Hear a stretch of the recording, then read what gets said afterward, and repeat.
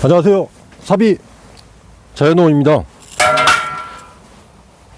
제가 한 번쯤은 이런 영상을 준비를 해보고 싶었어요. 그러니까 제가 나무를 시작하게 된 계기, 그리고 앞으로의 계획, 또 앞으로의 전망. 뭐 사실 내일 아침 일도 모르는데 제가 어떻게 알겠습니까? 하지만 자기만의 어떤 가치 철학 없이는 이 나무 세계에서 크게 빛을 못 봐요. 자기만의 어떤 고집도 있어야 되고요. 그렇다고 해서 이제 눈 가리고 귀 다 막고 그런 것이 아니라 다른 사람의 어떤 기술을 제가 이제 응용도 하고 그런 고집이 있어야 되죠.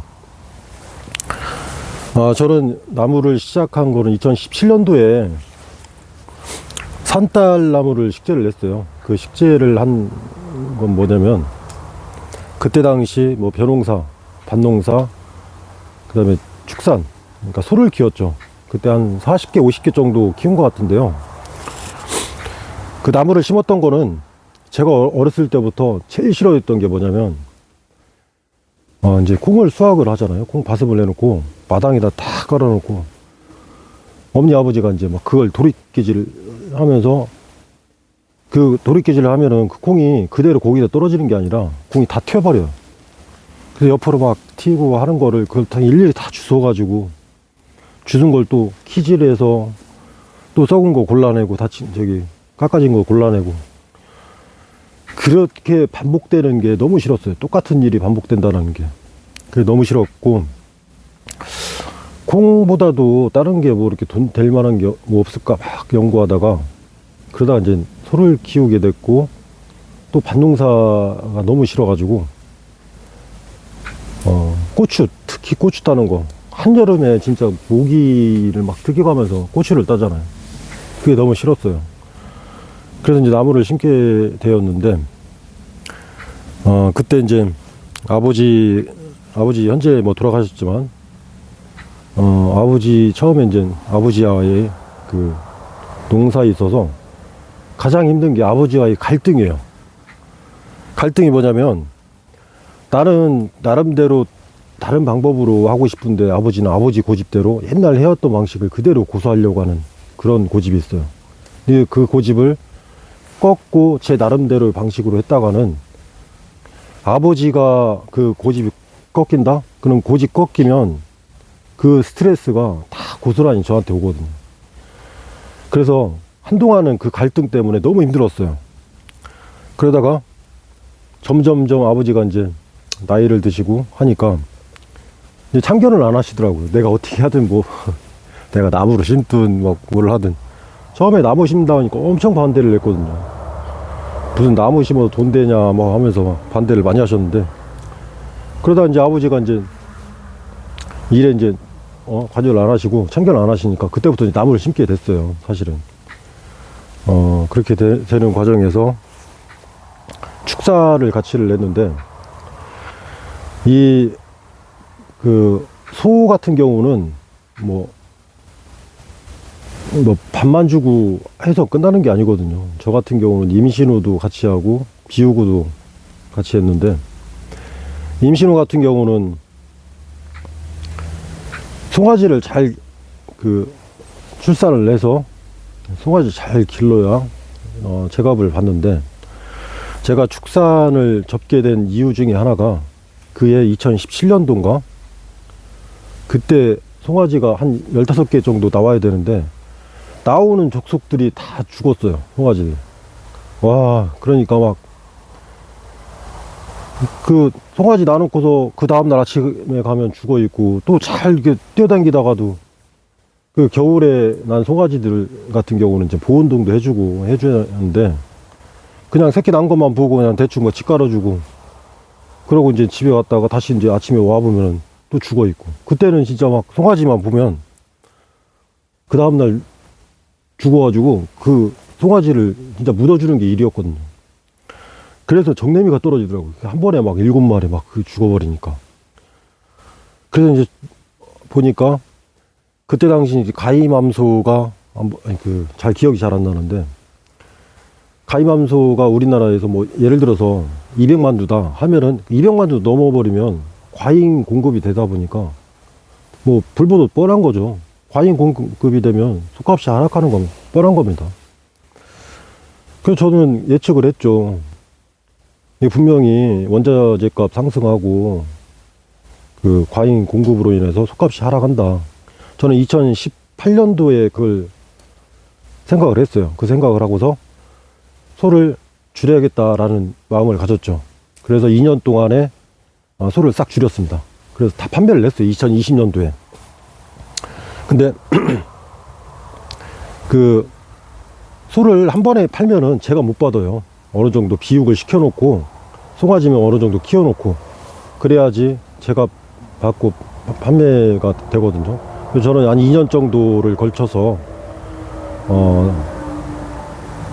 그 축산을 접게 됐죠. 그런 과정에서 이 나무를 식재를 하고 나서 또 이제 그 제가 축사를 완전히 접고 이 하우스를 세 동을 졌습니다. 여기 위치가 두 번째 동, 가운데 동 하우스인데요. 그때 당시만 해도 한 동 짓는데 700만 원 줬던 걸로 기억을 하고 있습니다. 뭐 지금은 1,500만 원 달라고 하더라고요. 그래서 세 개 동을 지니까 2,100만 원에 장비되고 이것저것 하니까 2,500만 원 정도 된 것 같아요. 근데 그때만 해도 제가 나무들이, 모수들이 얼마 없었어요. 그래서 이제 제가 필요로 하는 나무, 또 제가 좋아하는 나무들을 이제 막 사오기 시작했죠. 그때, 썰프레아, 블루아이스. 이때만 해도 진짜 네이버 검색을, 뭐 썰프레아 검색을 해도 거의 없었어요. 지금은 썰프레아 검색하면 막 어떤 농원부터 해가지고 진짜 베란다에 막 자기 키우는, 그때만 해도 별로 없었거든요. 이런 나무들이. 그래서 제가 이제 그 키우고 있는 그 썰프레아를 구입을 하려고 그 사람한테 물어보면은 진짜 한 30cm 되는 그 묘목을 가지고 진짜 몇십만 원씩 달라고 했어요. 그걸 10개 갖고 오면 뭐합니까, 그걸. 그래서 이제 생각을 바꿨죠. 이 사람도 어차피 다른 데 수입을 해온 거고, 저도 이제 수입을 똑같이 하면 그 사람들하고 경쟁이 똑같이 되겠다. 그렇게 생각을 해서 제가 직구를 했는데 또 처음부터 직구가 되냐고요. 직구를 하는 그 방법을 블로그를 통해서 막 다른 사람 블로그 직구하는 방법 해가지고 진짜 그때 공부 많이 했어요. 영어도 하고, 모르는 영어, 지금은 영어 딱 복사해가지고 번역기 딱 넣으면 되잖아요.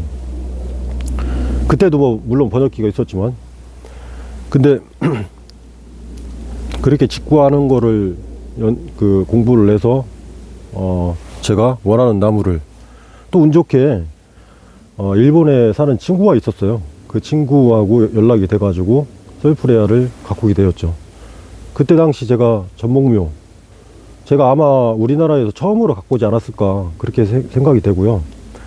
그때 접목을 할 때만 해도, 제가 처음 접목을 할 때마다 거의 없었어요. 썰프레아를 접목을 한다. 물론 있었겠죠.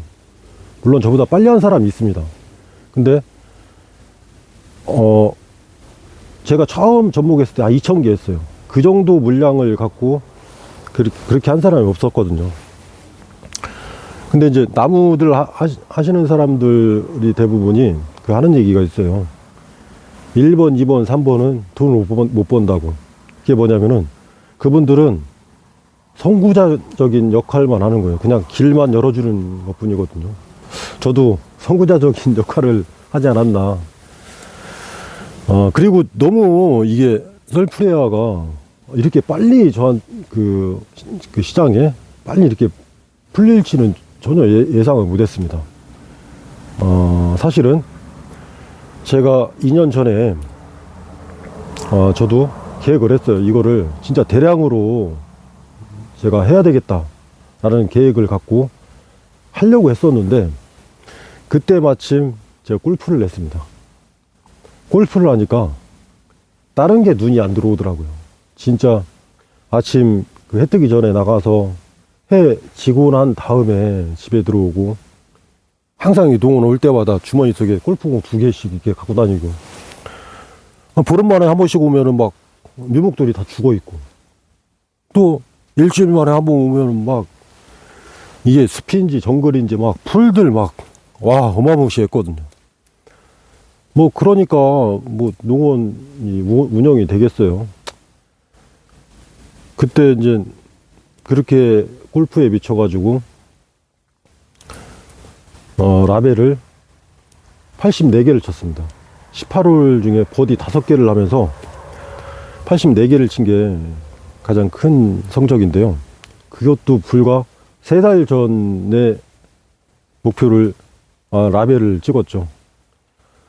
근데 지금 와서 제가 조금 약간 서운한 게 뭐냐면, 아쉬웠던 게 뭐냐면, 그때 만약에 골프를 안 하고 이쪽에 좀만 집중했었더라고 한다면, 지금 어떤 금융에 대한 서비스, 그런 서비스가 좀 더 자유로워지지 않았을까. 그렇게 조금 아쉬움이 많이 남습니다. 그 축산을 하면서 제가 느꼈던 게 뭐냐면, 소를 키우면서 제가 인공수정까지 했거든요. 인공수정 하면서, 인공수정이 정말 쉬운 게 아니거든요. 그러면서 저도 나름대로 영상도 보고 책도 보고 하면서 과연 내가 할 수 있을까. 근데 해냈습니다. 제가 처음에 이제 그 정액을 그 수집할 당시에 한 달에 한 번씩 받는 건데, 스트로우 이거 하나에 정액 하나가 10,000원씩이었어요.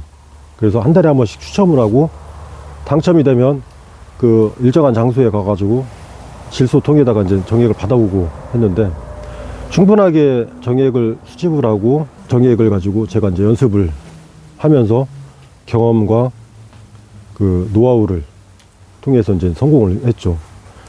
그때만 해도 한 번 찔르는데 한 3만원 줬어요. 한 마리당 한 번에 한 번 그 인공수정 하는데. 근데 이제 한 번만 찔르는 게 아니라 한 번에 성공하는 경우는 드물죠. 물론 있습니다만, 이제 한 번 안 되는 소는 또 다음 달 또 해줘야 되거든요. 그러니까 한 번은 안 되면 또 다음 달 또 해줘야 되고, 그런 비용이 진짜 축산에서 가장 그 비용도 무시 못했는데, 그런 거를 제가 이제 나름 공부도 하고 연구를 통해서 해냈다라는 어떤 자부심. 그래서 제가 이제 이걸 하면 되겠구나, 공부를 하면 어느 정도 되겠구나, 그런 거를 깨달았죠. 그래서 요즘에도 저는 지금 공부를 많이 하고 있습니다. 책도 지금 보고 있는데요. 지금 수목 생리학을 보면서 좀 이렇게 좀 진짜 재미없어요. 책은 막 무슨 화학 시간 원소 기호를 배워야 되고, 지르의 5대 그 원소가 뭐냐면 질소, 인, 칼륨, 칼슘, 마그네슘이잖아요. 제가 알고 있는 건 뭐냐면 질소, 인산, 칼륨이라고 제가 알고 있었어요, 그동안. 근데 왜 인이라고 하지? 책에서 나오는 거 보니까 인산은, 인을 흙에다 뿌려주면 인이 그 수소 3개하고 산소 4개를 합쳐가지고 H3O4 P더라고요. 그래서 인산이 된다고 하더라고요.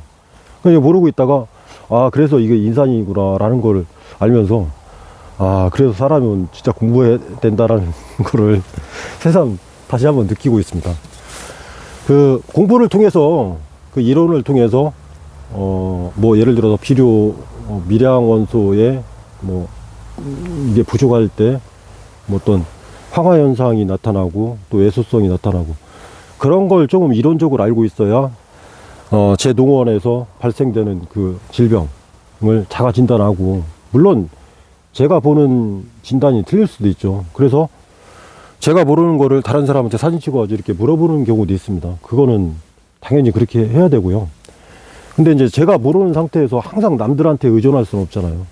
그러니까 제가 뭔가 이론적으로 알고 있어야지 제가 자가 진단해서 빠른 그 예방 또는 빠른 그 방제를 통해서, 이게 병이 한번 들면은 삽시간에 번지거든요. 그런 거를 방지할 수도 있고요. 그래서 공부가 중요하지 않나 그렇게 말씀드리고 싶습니다. 요즘 말하는 뭐 수저 얘기를 많이 하잖아요. 흙수저 뭐 금수저 얘기하는데 저는 사실 수저가 뭔가를 몰랐어요. 수저가 있는 건지도 몰랐어요. 그냥 아버지가 주신 거 그대로 농사를 짓고 지금 아이 넷을 키우고 있습니다. 그래서 이제 올해 뱀띠 46인데요. 제가 나이 1살, 2살 이렇게 먹어가면서 느끼는 게 지금 막 약간 위기의식 같은 걸 느껴요. 빨리 뭔가를 이뤄내고 싶은데 손에 담아지는 건 없고 그러니까 빨리 해놓고 싶고 근데 안 되고 그래서 조금 약간 조바심도 잃고 그렇더라고요. 행색은 조금 이렇게 좀 시골틱하게 생겼었는데 사실 제가 어렸을 때는요 우유빛깔 소년이었습니다. 그러다가 제가 군대 포항에서 바닷바 짠물을 염분기를 피부에 닿다 보니까 이게 피부가 노화 현상이 너무 빨리 온 거예요. 그래서 정말 고등학교 때 대학교 때만 해도 막 얘 진짜 우유빛깔 막 소년 청소년 막 그렇게 얘기했다가 군대 2년 2개월 갔다 오고 나서 제가 폭삭 늙었어요. 옛날에는 정말 안 그랬는데 그러고 나서 이제 아버지와 농업을 시작을 하게 된 거죠. 그러면 이거를 제가 그냥 가만히 앉아있기 좀 뭐해서요. 이걸 조립을 해야 되겠고 그리고 또 나무를 좀 여기다 옮겨놔야 돼요. 그래서 이거를 하면서 말씀을 드릴게요. 저도 지금 이 묘목 시장이 너무 빠르게 바뀌는 것 같아요. 처음에 뭐 에메랄드 그린 블렌젤이나 뭉그로 같은 경우는 우리나라에 30년 전에 들어왔다고 하더라고요. 근데 그거에 불과 이제 몇 년 사이에서 이제 유행처럼 번지고 그걸 또 증식하는데 이게 너무 빨리 이렇게 증식이 되고 대량적으로 나오다 보니까 또 바뀌어요. 또 인기 수종이 예를 들어서 이제 에메랄드 그린이었다가 뭐 에로였다가 블루 엔젤했다가 뭐 블루 아이스 뭐 이런 식으로 그 인기 수종이 막 바뀌더라고요. 근데 이거를 막 따라가면서 잘 맞추면 그 시기에 맞게 제가 이제 대량으로 번식을 해놓고 그 시기에 맞게 번식을 하면 되는데 그걸 맞추기가 쉽지가 않죠. 근데 요즘에는 지금 벌써부터 나무 하시는 분들 얘기를 들어보면 지금 블루엔젤이나 뭉구로를 대체할 만한 그 수종을 지금 벌써 찾고 있더라고요.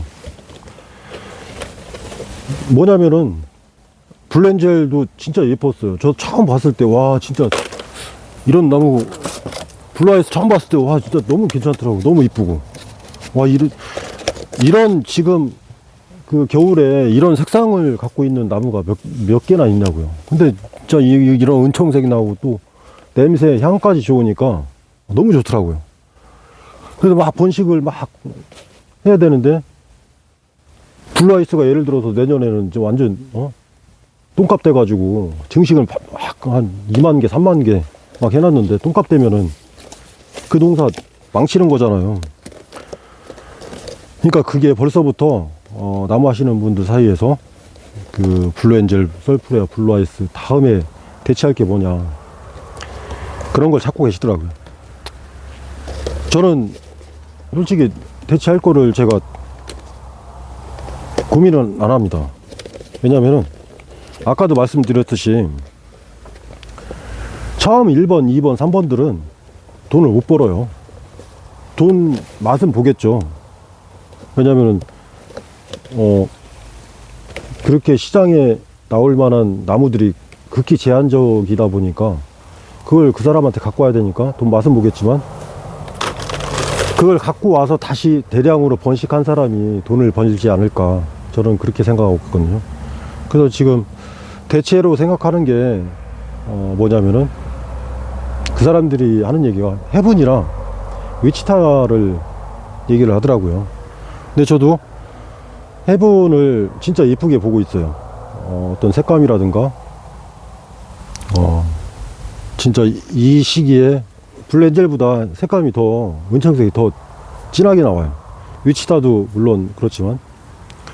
그래서 이제 사람들이 생각할 때 더 진하고 더 색감이 더 오래가고 그런 걸 찾고 있다 보니까 이걸 대체할 만한 게 위치타나 해븐이지 않을까 그렇게 생각을 하고 있더라고요.